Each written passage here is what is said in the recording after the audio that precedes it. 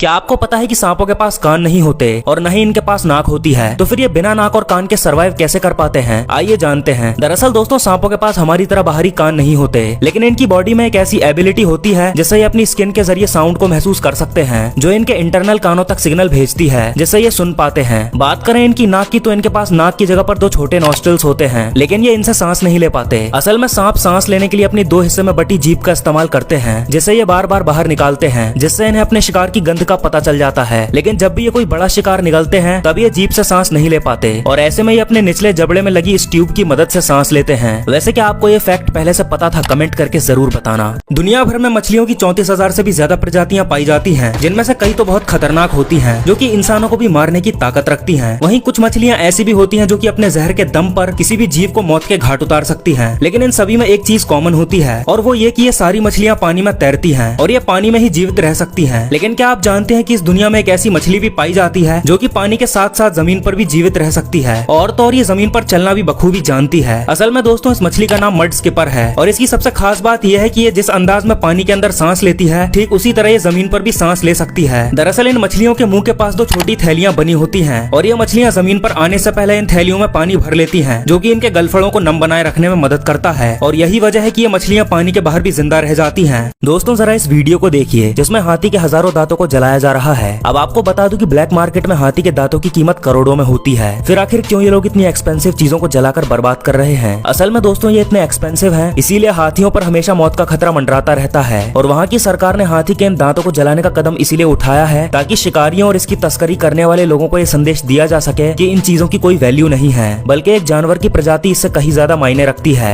इस बड़े दांत वाले जानवर का नाम वॉलरस है, जो कि बर्फीली जगह में पाया जाता है। इनके ये 3 फीट लंबे नुकीले दांत इन्हें शिकारियों से बचाते हैं। तो फिर आखिर क्यों लोग इनके दांतों को काट देते हैं? दरअसल वो इसलिए क्योंकि जब भी इन्हें एंटरटेनमेंट के लिए जू में लाया जाता है, तो ये अक्सर जू की दीवारों में मारकर अपने दांतों को तोड़ देते हैं, जिसके बाद इनके दांतों में इन्फेक्शन हो जाता है और समय पर इलाज न करने पर इनकी मौत भी हो सकती है। इसीलिए इनके नुकीले दांतों को काटकर मेटल की कैप पहना दी जाती है। ईगल एक ऐसा पक्षी है जो अपना पेट भरने के लिए किसी भी दूसरे पक्षी पर हमला कर देता है, पर पक्षियों की इस दुनिया में सभी पक्षियों का एक कॉमन दुश्मन होता है, और वो है उल्लू, जिसे दूसरे बर्ड्स अगर सामने देख लें तो उसे जान से मार देते हैं। यहाँ तक कि अगर ईगल भी उल्लू को देख ले तो उसे जिंदा नहीं छोड़ता। पर आखिर क्यों सभी पक्षी उल्लू से इतनी नफरत क्यों करते हैं? आइए जानते हैं। दरअसल उल्लू शब्द का इस्तेमाल लोगों को बेवकूफ बताने के लिए किया जाता है, लेकिन यकीन मानिए ये बहुत ही शातिर होते हैं, क्योंकि रात के समय इन्हें सब कुछ साफ साफ दिखाई देता है। इसीलिए ये बिना शोर किए दूसरे पक्षियों के घोंसले में घुस जाते हैं, फिर चाहे वो घोंसला ईगल का ही क्यों ना हो, जहाँ घुसकर ये ईगल के अंडों से लेकर बड़े ईगल तक को मार डालते हैं। और क्योंकि रात के वक्त बाकी के पक्षियों को कुछ साफ साफ नजर नहीं आता, जिस कारण वो अपना बचाव नहीं कर पाते, और इसी मौके का फायदा उठाकर उल्लू काफी कम मेहनत से शिकार कर लेता है, और यही वजह है कि दूसरे पक्षी उल्लुओं से नफरत करते हैं। वैसे उल्लू और ईगल में से आपका फेवरेट कौन है? कमेंट करके बताओ।